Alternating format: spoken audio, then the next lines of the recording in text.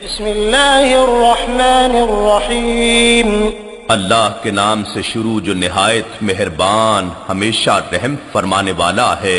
هل اتاک حدیث الغاشیہ، کیا آپ کو ہر چیز پر چھا جانے والی قیامت کی خبر پہنچی ہے؟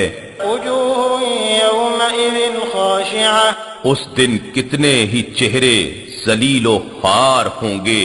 عاملۃ ناصبہ، اللہ کو بھول کر دنیاوی محنت کرنے والے، چند روزہ عیش و آرام کی خاطر سخت مشقتیں جھیلنے والے، تصلی نارا حامیہ، دہکتی ہوئی آگ میں جا گریں گے۔ تسقى من عین آنیہ، انہیں کھولتے ہوئے چشمے سے پانی پلایا جائے گا۔ لیس لهم طعام الا من ضریع، ان کے لیے خاردار خشک زہریلی جھاڑیوں کے سوا کچھ کھانا نہ ہوگا۔ لا يسمن ولا يغنی من جوع، یہ کھانا نہ فربا کرے گا اور نہ بھوک ہی دور کرے گا۔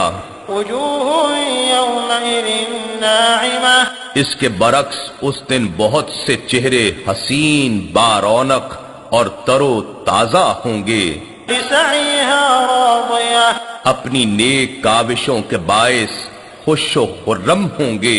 فی جنت عالیہ، عالی شان جنت میں قیام پذیر ہوں گے۔ لا تسمع فیہا لاغیہ، اس میں کوئی لغو بات نہ سنیں گے جیسے اہل باطل ان سے دنیا میں کیا کرتے تھے۔ فیہا عین جاریہ، اس میں بہتے ہوئے چشمے ہوں گے۔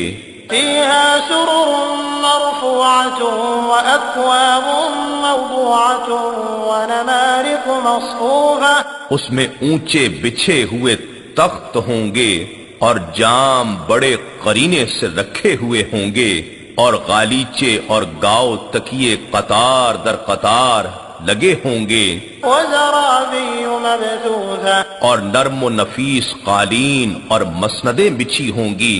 افلا ينظرون الى الابل كيف خلقت، منکرین تعجب کرتے ہیں کہ جنت میں یہ سب کچھ کیسے بن جائے گا، تو کیا یہ لوگ اونٹ کی طرف نہیں دیکھتے کہ وہ کس طرح عجیب ساخت پر بنایا گیا ہے؟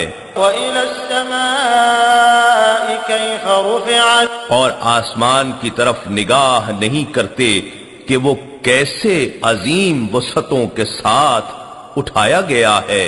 وإلى الجبال كيف نصبت وإلى الأرض كيف سطحت، اور پہاڑوں کو نہیں دیکھتے کہ وہ کس طرح زمین سے ابھار کر کھڑے کیے گئے ہیں، اور زمین کو نہیں دیکھتے کہ وہ کس طرح گولائی کے باوجود بچھائی گئی ہے۔